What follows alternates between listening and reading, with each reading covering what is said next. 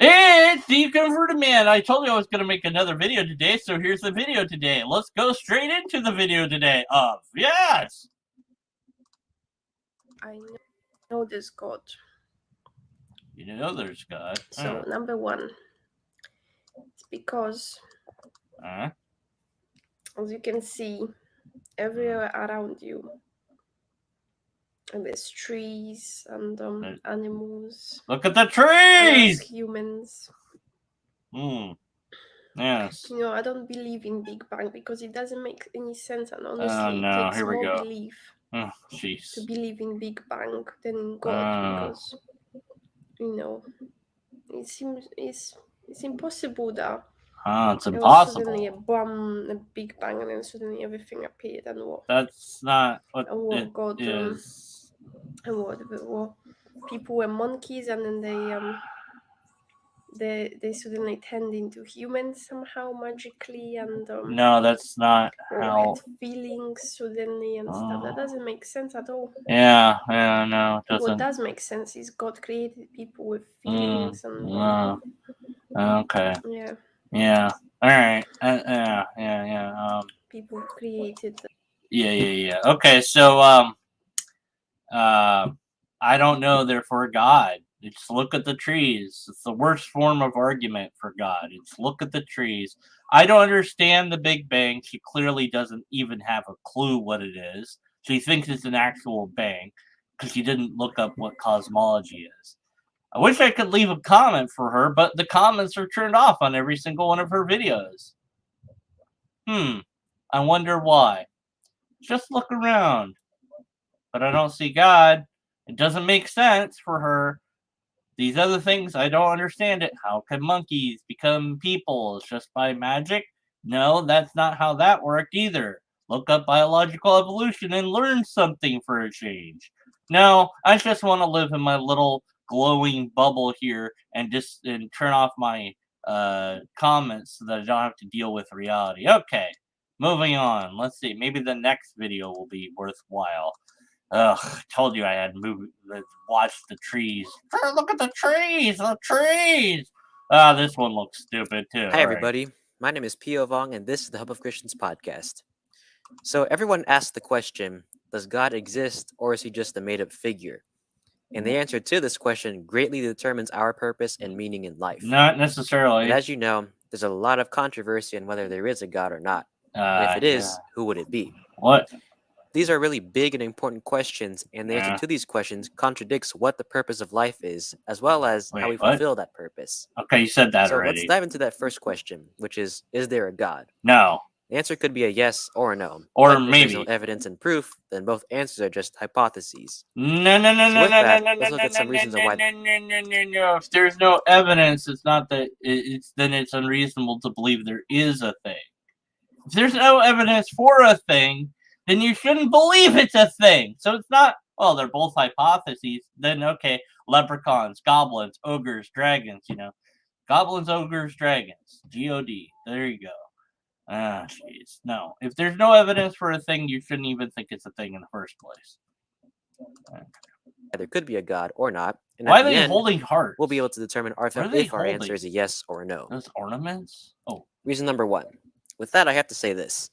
If there's nothing beyond our physical world, and if death is just the end and that's it, then things like murder, suicide, rape, child abuse, etc. aren't wrong, and they're just as good as spending time with family, hanging out with friends, helping others, etc. What? That is a weird appeal to consequence. So, X thing is bad. If Z isn't true, then X is true. Therefore, Z isn't true. But how would not having any of the, how would one, I don't even know how those things would not be bad. They would be bad whether there's a God or not. But of course, I guess you need God to tell you that those things are bad or something. Like, if you stop believing in God, would you do those things? Really? I'm like, I don't see that, because it's just, the harm inflicted by that is obvious whether you believe in God or not. So it just sickens me, this idea that if you didn't have a belief in God, that you would then think that these things are okay. I know these things are not okay, and I don't believe in God. In fact, I don't think there is a God or an afterlife for that matter. And I think that the way that we treat each other matters absolutely. So let's say that you knew without a doubt that in mere seconds, the earth as we know it was going to explode and kill us all. Would you kick a baby that was sitting there in the street? Or would you pick it up and try to comfort it in those last moments? So the fact that you're about to die and everything's about to die doesn't change our desire to help rather than hurt. In those last few seconds, I'd rather have the knowledge that and comfort of that moment, no matter how fleeting, of holding that baby, than the anger and bitterness of kicking it. But what you're saying is, well, if there's no afterlife, it's just all pointless and meaningless, which I think is sickening and twisted and rather perverse. And I don't believe it, not even for a moment. I don't think it is the case. And you would have to demonstrate that it is and make it into a non argument from consequence.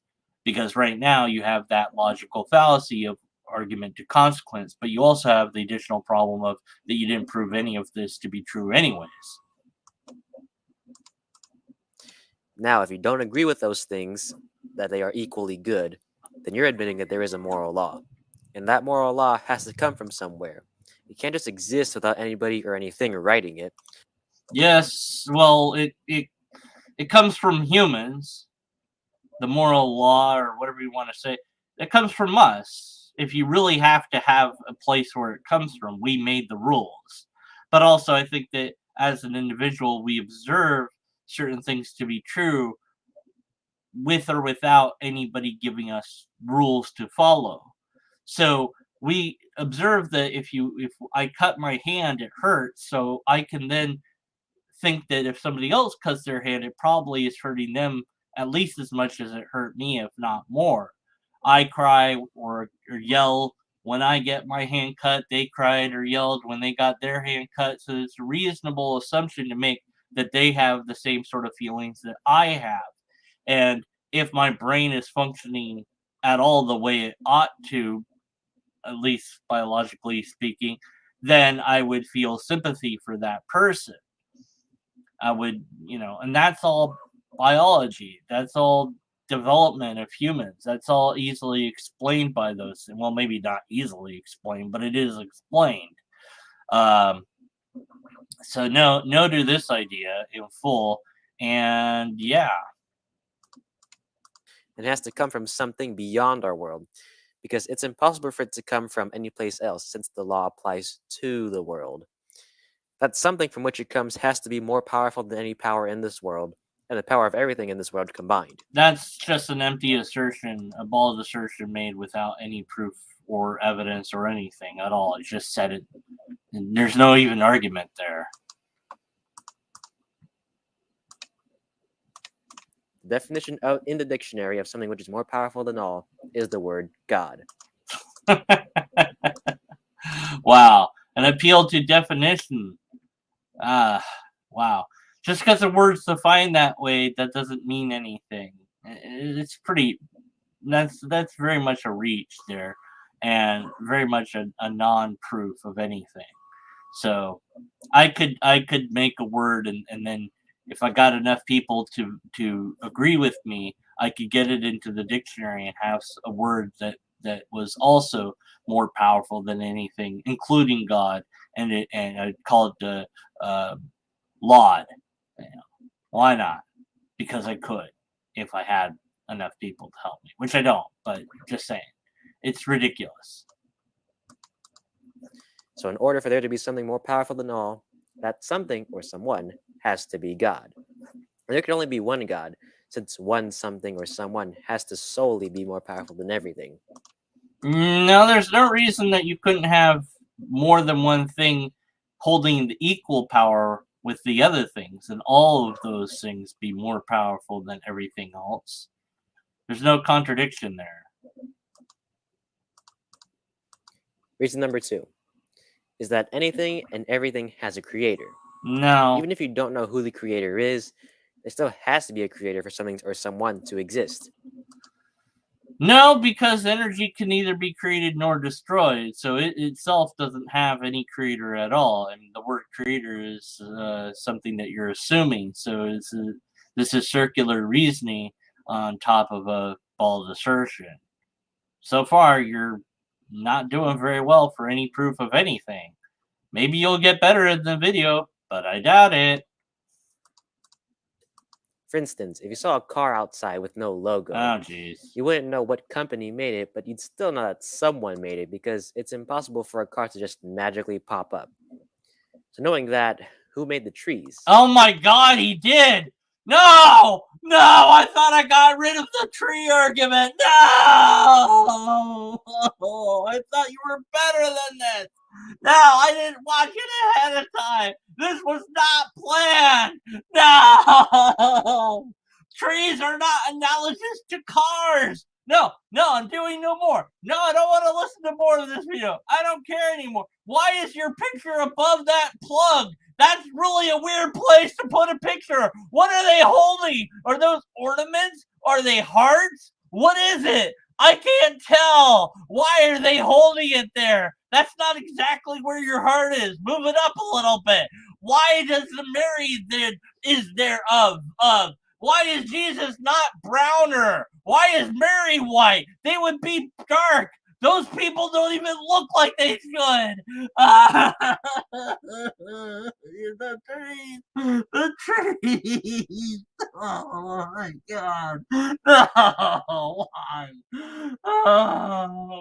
Really? Really? That's it. That's it. This is as good as it gets, people. You can't make this up. This is as good as they have. This is all they have is trees. We know how trees work. We know that trees don't just pop into existence. And we also know that nobody is needed for the construction of a tree, whereas people are needed for the construction of cars. The two are not analogous at all. I can't believe I have to explain this again. I really can't. I cannot. I have personal incredulity on the fact that this situation is going on at this moment. That I'm telling somebody that your argument is so bad and so ridiculous that we have to throw it out. Forget about being skeptical about it. You're going to be skeptical about it. But also, we should just take this argument and go, bing, because it's so bad.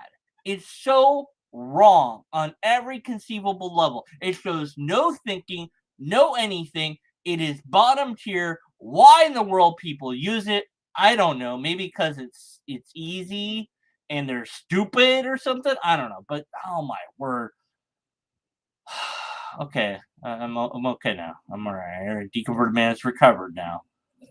Do we do the rest of the stupid video? Do I need to do the rest of the stupid video? No, I don't need to do the rest of the video, but I said I was going to do a video for you. And so there we go. The grass, the clouds, the first people, etc. Well, people might say the universe, which could be true, but then who made the universe? Even with how mesmerizing and powerful the universe is, there still has to be a creator. No, that assumes the conclusion, which is more circular reasoning.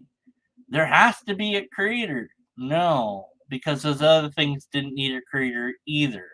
We know how planets are formed. We know how stars are formed. We know how galaxies are formed. When it comes to the universe, we know a lot about it, but we don't necessarily have all the answers. And so that's where you insert God. You say God did that somehow. Of course, God itself also doesn't need a creator. So you're okay with something not having a creator as long as that something is the thing that you believe in. But you're not okay with the idea that energy, which we absolutely know cannot be created or destroyed, is something that also needs a creator, even though it doesn't. It's always been there, apparently. And so it won't always be there, but it's been there since the start, or at least as close to the start as we can get or figure out. So why can't it be energy?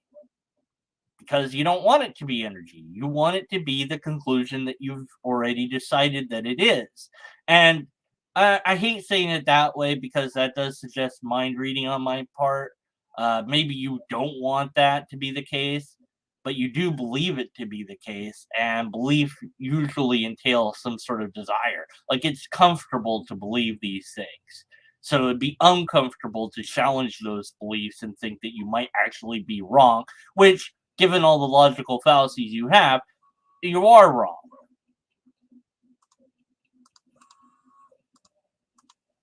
That creator must be more powerful than all, and in order for that creator to be more powerful than all, that creator has to be God. And if he's all powerful and created everything, he has to be in control of all his creation. And the only thing that could be in control of everything has to solely be more powerful than everything to be in control of it. That thing has to and can only be a god. Reason number 3. When you create something like a painting or a dish, you, the creator, chose to make it, and that thing you made didn't have to be. It wasn't made on accident, nor was it done without purpose. Those same principles apply to bigger creations, such as the sky, the planets, you and me, etc. You see, we weren't. But we weren't created. There's no proof that we were. The sky wasn't created. The earth wasn't created. Humans weren't created. The earth, the planet Earth, was made in a very slow process that is, essentially thanks to gravity pulling together particles, dust particles at first, clumps, of meteorites and other rocks, and so on and so forth until you had a solid mass that then had to be cooled down, and other things had to happen. And at no point is there any need to evoke a creator for that process. Of course, humans are the result of biological evolution, which is another process that at no point do we need to insert any creator for. As far as accidentally making a creation, people do that all the time. You could spill some paints over and accidentally make a work of art because what art is subjective. So that's false. Anyways, you're just assuming your conclusion. This is nothing more than circular reasoning. This is nothing more than just bald assertions. You haven't proven anything at all, not even a little bit. You're just asserting what you think is true to be the case, and you're not demonstrating it, nor are you even arguing for it. Made on accident without purpose, and we didn't have to be. It's impossible to oppose that. There had to be a creator who purposefully, non-accidentally, freely chose to make the sky, the planets, you and me, etc. But none of those things were made by anything other than nature itself. And even that's kind of the wrong way to put it, because it's not like nature knew anything about those things. It's just how things wound up. You're just asserting what you think is true. You're not supporting that it is true.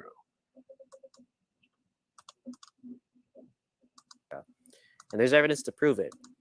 For instance, the Earth is just the right distance from the Sun, and also has just the right amount of oxygen for humans. Okay, so the fine-tuning thing, and this has been covered before by others. We could be closer to the sun or farther away, and it wouldn't change that much. The amount of distance that's the Goldilocks zone is actually a lot greater than theists tend to make it out. But if we were closer, let's say that Earth occupied the spot of Venus, but still had the same properties that it does now. Well, things would have to be different for there to be life, but there's nothing that says life would be completely impossible. This galaxy is one of billions and billions, or trillions of galaxies that are out there. Each galaxy having a vast array of planets. By chance alone, if life is possible on any of those planets, then life might develop on those planets. But that means that life has to be possible. So what you're essentially trying to push God into the gap of knowledge and say, well, it has to be so precision perfect to get life, but you don't know that. You're asserting it, but you don't demonstrate it. But that speaks to a more naturalistic, mechanical universe, anyways. That if it is true that no life would be possible except for under extremely fine conditions, that is a result of a mechanized universe, not a creator. A creator could put us on the sun and it wouldn't matter because it could make us any way it wanted to. If it wanted us to know about it, then why wouldn't it provide us ample knowledge of it, not hide itself behind things that we can easily explain by natural phenomenon? God is giving us hints that it exists, but also in such a way that we could mistake it for natural properties of the universe. Doesn't really seem like God wants us to know that it exists, given how little that we can actually prove God at all. But of course, in your assertions, which are baseless and without any argumentation, proof, evidence, tests, etc., you just assert that this is all the result of some creator because it just is. Humans to exist. More sunlight and or oxygen would kill humans, and less sunlight and or oxygen would not be enough for humans to exist. Humans today, perhaps, but if we evolved with more oxygen or less oxygen, then we wouldn't need the amount of oxygen that we need. And over time, we will change and adapt to less or more oxygen depending on how much there is. If it slowly increases over time or decreases over time, we can adapt to that. But, screw evolution, whatever. Those two, out of the many other facts, prove that us, the world, and our universe weren't made on accident or without purpose, so to say. There had to be a creator for it not only to be created, but also to be able to provide life for 4.5 billion years and counting. So with no Oh man, I have to explain this now. So I'm glad that you said 4.54 because that's the age of the Earth. But for the first, I don't know, million years or so, maybe less than a million years, the Earth wouldn't have had life. Couldn't have had life. Its environment wasn't right yet for life. I'm not sure exact the time frame, but it was, anywhere from not, a billion, it's less than, I don't know, maybe it's less, I don't know, but yeah, there wasn't life like the whole time, okay? Because like the Earth, when it first formed, was really hot, and there wasn't much oceans, and so no. Whatever. I guess when you're scientific illiterate, anything goes. Not that I'm more scientifically literate because I don't know this offhand. If I was making a video where I was presenting how things really work, I would look it up and find out how things really work and not just, go off my own knowledge like I'm doing now to respond to this. I didn't expect this to come up, but I don't know what the answer is exactly, but I do know that you're wrong. So there we go. Knowing that, we also know that that creator has to be more powerful than the universe in order to create it. And the only thing that could be more powerful than the universe would have to be outside of the universe to make it. The only possible being that fits in with those standards is God.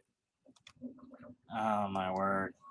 Yeah, the only thing that fits into all these criteria that I've just made up is the thing that I want to believe in. Okay, so Google, which is good enough for me, actually this is from pbs.org, says that life's been around for approximately 3.5 billion years. So yeah, I was right. It's about a billion years that life hadn't been on Earth. And I knew that without looking anything up. I'm a genius. That must be the conclusion. That's not how logic works, by the way. Don't. It's just it wasn't even a syllogism. Anyways, I've got like 30 more minutes to kill here, so yeah, we'll finish this up. I mean, it's more of the same, isn't it? So now you might be thinking, if everyone and everything has a creator, then who created God? Right. Here we Like I go. mentioned before in the previous reason, God has to be outside of the universe to create it. Uh-huh. And with that, God doesn't have a creator since he's outside of the universe and outside of space and time. Right. So Another reason he doesn't have a creator is that because he is more powerful than anything. So basically, everything except for the thing that I said has to follow the rule. This thing doesn't follow the rule. That's not special pleading at all. God is outside of the universe, which means God doesn't exist anymore because what's outside of what's outside the universe? Like, what is that? What does that mean? Like that's reality. Basically, you're saying God's outside of reality at that point. I mean, I don't know. Is anyone else bothered by the placement of the sockets on this? And the painting looks half like it's off. Because of that plug, the thing looks halfly tilted towards the right. You can't unsee it now. Okay, look. I'm gonna prove this because this is irritating to me. Okay. This is important. No, stick with me. This is important. I swear it is. It all has to do with the video. Really, it does. I'm gonna open up MS Paint. I gotta prove that I'm right. Okay. All right. Take a picture of it. Put it there. Boom. Okay. All right. I'll share that on the screen. Okay. Instead of with that, we'll do this. Okay. Stop screen share this screen and share it. Square screen, square screen. Okay. So there we go. Okay. Here's let's get a green line. Yeah. Okay. So let's draw a straight line. No, wait. Let's draw a straight line on top of this. Okay, and let's see. It is straight right about there. Okay. All right. So now it's straight line. Let's see. There it is. Okay, wait. Am I wrong? It's not tilted? Yeah. Fuck. Wasted everybody's time trying to prove something that wasn't true. Oh, shit. Now what? Look at the trees! Look at the trees! Look at the trees!